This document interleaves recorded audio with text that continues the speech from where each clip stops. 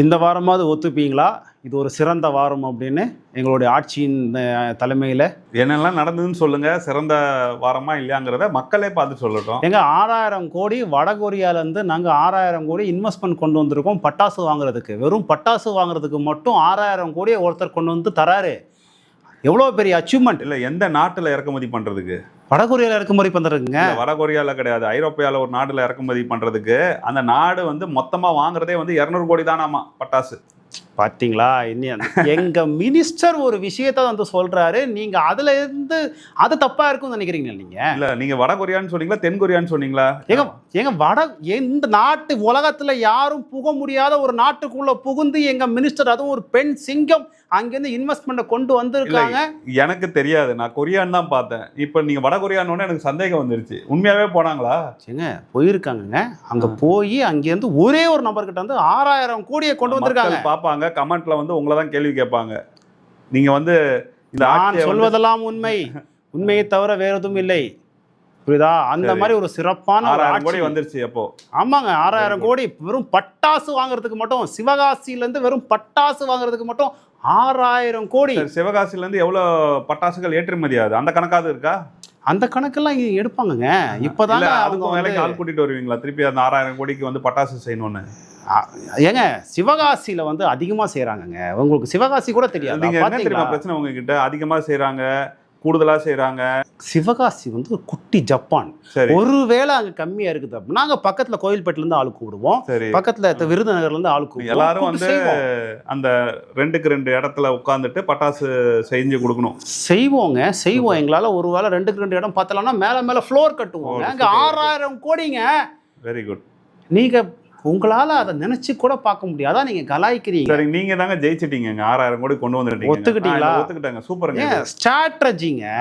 ஜப்பானாக போகுதுங்க. தமிழ்நாடு ஜப்பானாக போகுது. ஒத்துக்கலாங்க. தமிழ்நாடே இன்னும் வரும். நிறைய இன்வெஸ்ட்மெண்ட் வர தமிழ்நாடு ஜப்பானா மாறும். பார்த்தீங்களா? எங்கள் ஆய்வுகள் பற்றி பேசிகிட்டு இருந்தீங்க இல்லையா? நீங்கள் ஆய்வு பண்ணுறதெல்லாம் தப்பு, ஆய்வு பண்ணுறதெல்லாம் எம்எல்ஏ வேலையா அப்படிங்கிற எங்கள் மினிஸ்டர் பார்த்தீங்களா எவ்வளோ சூப்பரான விஷயத்த சொல்லியிருக்காரு. ஒரு பேஷண்ட்டை ஒரு டாக்டர் தான் கரெக்டாக செய்யணும். எவ்வளோ இந்த மாதிரி ஒரு அறிவார்ந்த சமூகம் ஏங்க இவ்வளோ நாள் அரசியல் வராமல் இருந்துச்சு அப்படின்னு இன்னைக்கு யோசிக்கிறாங்க.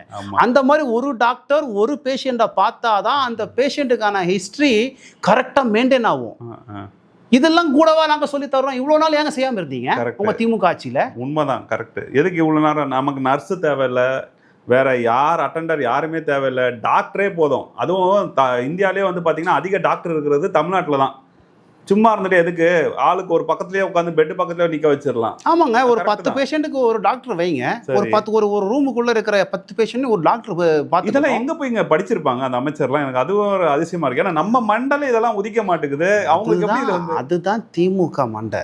சரிங்களா? அந்த திமுக கிடையாதுங்க. நீங்க மறுபடியும் அந்த திமுகன்னு சொல்றீங்க. திமுக நீங்க வந்து பாருங்க, இன்னைக்கு எங்க அண்ணனை சப்போர்ட் பண்றதுக்கு உலக புகழ்பெற்ற ஒரு டான்சர், ஒரு ஒரு ஒரு சேவை மனப்பான்மையில அவரை மாதிரி தமிழ்நாட்டில் யாருமே இல்லை. மாற்றுத்திறனாளிகளுக்கு உதவி பண்ணி அவங்களெல்லாம் வந்து ஸ்டேஜில் டான்ஸ் ஆட வைக்கிற அளவுக்கு சேவை பண்ணக்கூடியவர்.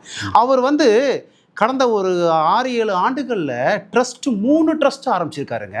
எதுக்காக? சேவை செய்யறதுக்காக. அந்த மாதிரி ஒரு நபர் இன்னைக்கு வந்து எங்க முதலமைச்சர் அண்ணனை பார்த்து நானும் அரசியலுக்கு வரேன் அப்படின்னு சொல்லிட்டு வரேன். யாருங்க? பேரை சொல்லுங்க. தெரியாதாங்க? லாரன்ஸுங்க, ராகவா லாரன்ஸ். ஆமாங்க, இன்னைக்கு நானும் அரசியலுக்கு வரேன் சொல்லிட்டு வராருங்க. இந்த மாதிரி ஒரு மகா நடிகன், மகா மனிதன், இந்த மாதிரி ஒரு மகா மனிதன் சொன்ன தகுதியிலே ஒரு தகுதியை மிஸ் பண்ணிட்டீங்க தெரியுமா? என்ன? ஒரு படத்துல வந்து முதலமைச்சரும் ராகவா லாரன்ஸும் டான்ஸ் ஆடி இருப்பாங்க. அது பழைய, அது நட்பு, அது நட்பு இல்ல. ஆனா நான் என்ன சொல்றேன், தகுதி பெருசா சொல்லிட்டு அவரை வந்து விட்டுட்டீங்க அப்படின்னு. அவரை வந்து ஒரு டான்சர் அப்படின்னு சுருக்க நான் விரும்பல. அவர் வந்து ஒரு மகா மனிதன். அந்த மகா மனிதனை நான் அரசியல் வரேன் அப்படின்னு வரலாமா அப்படின்னு தான் கேட்டாரு. உங்களுடைய கருத்துக்களை சொல்லுங்க தான் கேட்டாரு. நீங்க போய் அவரை திட்டுல பாருங்க, அவர் கோபப்பட்டு நாய்கள்லாம் அப்படி குறைக்கத்தான் செய்யும் அளவுக்கு பேச ஆரம்பிச்சா பார்த்தீங்களா? உங்களுக்கெல்லாம் கொஞ்சமாவது நல்லது நடக்குமாங்க? ஒரு எப்படிப்பட்ட ஒரு மனுஷனை எப்படி பேச வச்சிருக்கீங்க பார்த்தீங்களாங்க?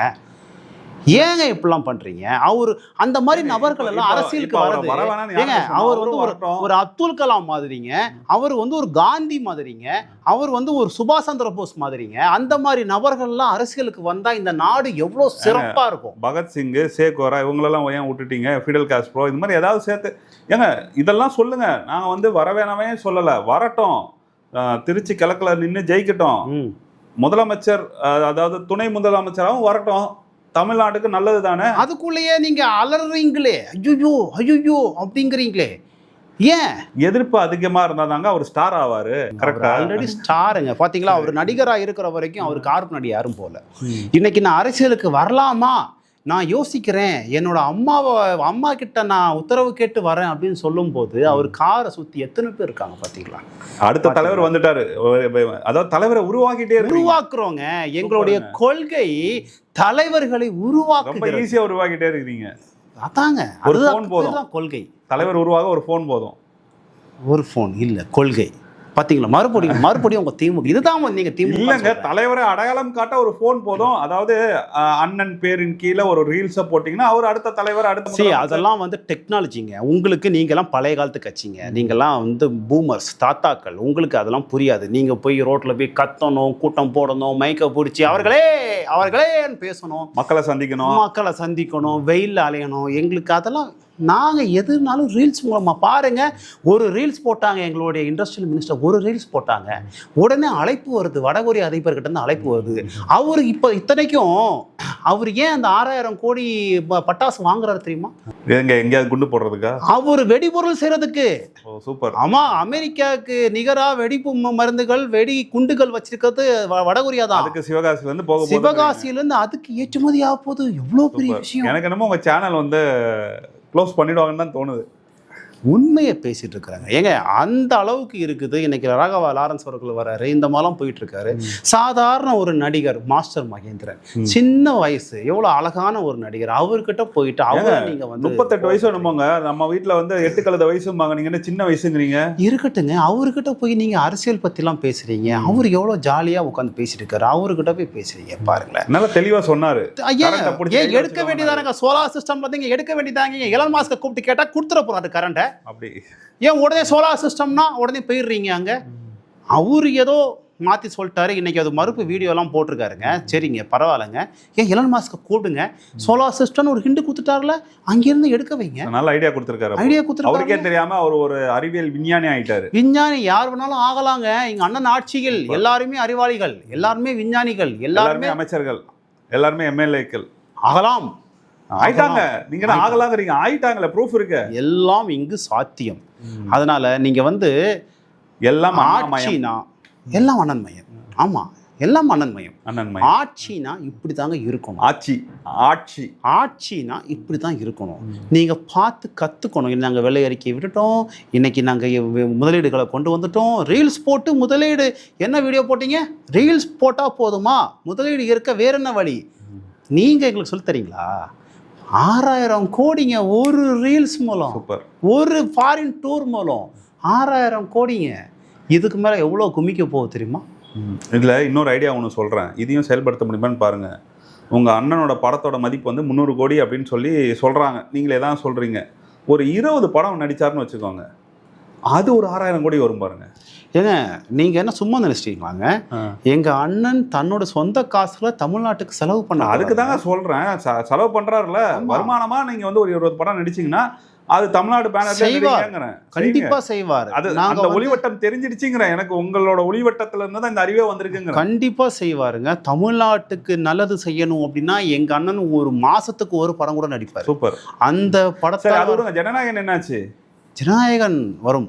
ஜனநாயகன் திமுக சதி இன்னும் அப்படியே கரண்ட்லயே இருக்குதா, இல்லைன்னா என்ன இன்னும் வரலையே? அப்படி அது இல்லை. அது வந்து எப்படின்னா, அது நாங்கள் வந்து சில விஷயங்கள் வந்து நோட் பண்ணிட்டு இருக்கிறோங்க. அது சரியான நேரத்தில் சரியான இடத்துல என்ன நிஜமாவே என்ன சுச்சுவேஷன்ல இருக்குன்னு எனக்கு தெரியலங்க. அதெல்லாம் நாங்கள் வெளிப்படையாக சொல்ல முடியாதுங்க. அதை எப்படி நாங்கள் வெளிப்படையாக உங்களுக்கு சொல்லுவோம்? எங்களுடைய கட்சி திமுக கிட்ட இல்லாது உங்ககிட்ட இருக்கு. அதெல்லாம் நாங்கள் வெளிப்படையாக சொல்ல முடியாதுங்க. அது வந்து ஜனநாயகன் வரும். ஜனநாயகத்தோடு வரும். மிகப்பெரிய வெற்றி எப்போ பெறும். வரும்? ஜனவரியில வரும் அப்படின்னீங்க, அப்புறம் பிரச்சனை வந்தது, சண்டை வந்தது, என்னமோ நடந்தது, இப்பதான் ஆட்சி வாருங்க. எங்களுக்கு ஒரு அக்கேஷன் வேணும்ல, தீபாவளி பொங்கல் மாதிரியான நேரங்கள் தான் எங்க அண்ணன் படம் வரும். ஓகேங்களா? ஸோ வரும். நீங்க பாத்தீங்க அப்படின்னா அண்ணன் ஆட்சிக்கு வந்ததுக்கு பிறகு மாசத்துக்கு 10 படம் ரிலீஸ் பண்ணிட்டு இருந்த ரிஜெயின் மூவிக்கு படமே இல்லை. சூப்பர். பாத்தீங்களா? ஒழிச்சிட்டோம். மாற்றம் இதுதான். ஒழிக்கிறதா மாற்றம். ஆமாங்க. சரிங்க, எல்லாத்தையும் விடுங்க. இந்த வாரம் வந்து எத்தனை பேரை தூக்கி இருக்கீங்க?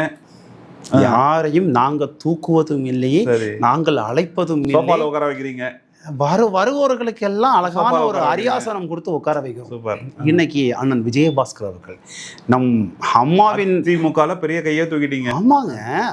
சாரி, நீங்க அந்த வார்த்தையை நீங்க பயன்படுத்தவே கூடாதுங்க.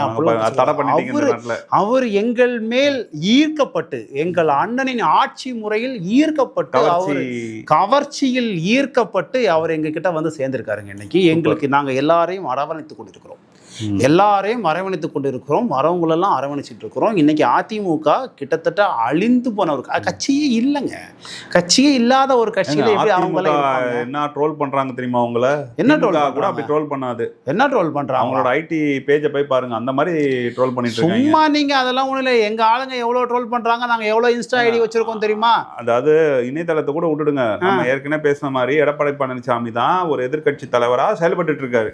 அப்படிலாம் ஒண்ணும் இல்லை. அது அது வந்து எதிர்க்கட்சி தலைவர் நம்ம திமுகவை சார்ந்தவர்களா இல்ல எடப்பாடி அவர்களாங்கிறதுக்கு அவங்களுக்குள்ள போட்டிங்க, யாரு முந்திக்கிறதுன்னு போட்டிங்க. ஏன்னா அவங்க 2 பேரும் சேர்ந்து ஆட்சி அமைக்கலாம்னு சொல்லிட்டு ஒரு பிளான் ஒன்று போட்டாங்க. அது நடக்கல. அவங்கள உள்ள இருந்த ஆட்கள் எல்லாம் எங்ககிட்ட வந்து சேர்ந்துட்டாங்க. எங்க எம்எல்ஏகளா இப்ப மாறிட்டு இருக்காங்க.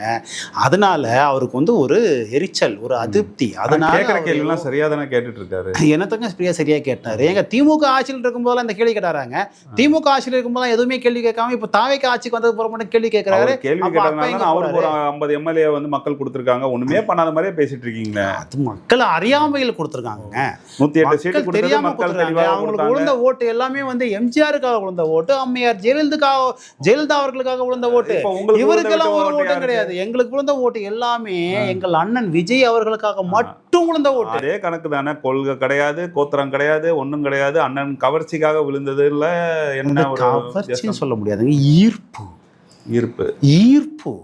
புரியுதுங்களா? எங்க அண்ணன் அனைத்தையும் ஈர்க்கிறோம். இப்ப பாருங்க, சட்டமன்ற விதிகளுக்கு எல்லாம் பயிற்சி கொடுக்குறாரு. பாத்தீங்களா? இப்பதான் பயிற்சி ஆரம்பிச்சிருக்கீங்க. ஆமாங்க. Very good. ஓகே. யாருக்கெல்லாம் பயிற்சி? சட்டமன்ற உறுப்பினர்களுக்கு, அமைச்சர்களுக்கு, முதலமைச்சர் எல்லாருக்கும் பயிற்சியா? ஆமா, எங்க அண்ணன் தான் பயிற்சியை கொடுக்குறாரு. அப்படியா? ஆமா. அவர் என்ன பயிற்சி கொடுக்குறாரு? நடன பயிற்சி. எப்படி நடந்துக்கணும் உள்ள? நடன பயிற்சி. நடன பயிற்சி இல்லைங்க, சட்டப்பேரவையில் எப்படி நடந்துக்கணும். ஓ சரி சரி சரி. எப்படி நடந்துக்கணும் அது நமக்கு தெரியாது, அவங்களுக்கு தான் தெரியும். அதெல்லாம் நம்ம உங்களுக்கு சொல்ல மாட்டோங்க. இல்லைங்க, நீங்க முதலமைச்சர் பயிற்சி கொடுக்குறாரு அப்படின்னா முதலமைச்சரே சும்மா தானே இருக்காரு. நீங்க பாப்பீங்க வருகின்ற சட்டசபை கூட்டத்தொடரில் நாங்க ஆக்சுவலா வெயிட் பண்ணிட்டு இருக்கோம். வருகின்ற சட்டசபை வந்து உலகக்கோப்பை கால்பந்து போட்டி நடக்குது, அதெல்லாம் கூட பெரிய விஷயமே கிடையாது. எப்ப அடுத்த சட்டசபை?